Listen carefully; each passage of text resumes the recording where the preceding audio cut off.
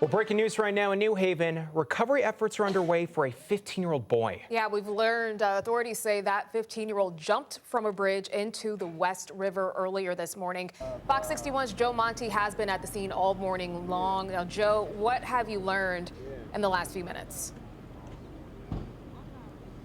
Good morning to you both. Look, we have just learned from the fire chief, Daniel Coughlin from New Haven, that this has become a recovery effort. And we did learn, too, as well, that you've mentioned this was a 15-year-old boy, not a 13-year-old boy. But again, they are searching now for they've got a span of a couple of miles, 2 or 3 miles, and they've had the helicopters up, the drones up, boats out, and they're still out there searching. I'm going to show you where this all took place at about 4:30 this morning. You can see just behind some of these guys here on scene who've been working real hard all morning. There's an overpass, and that's where they say this 15-year-old boy jumped in the water early this morning, and the currents might have just taken him.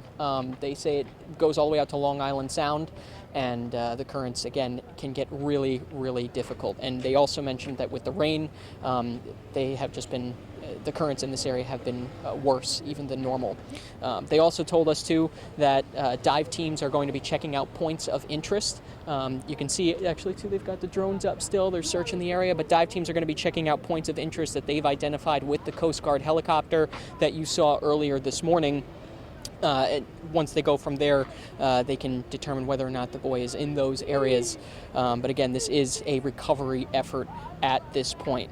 They've had 4 rescue boats in the water. They've had the drones up and are still up, the helicopter, and teams stationed throughout the river in search of this boy. So we are going to continue to give you guys updates throughout the morning here.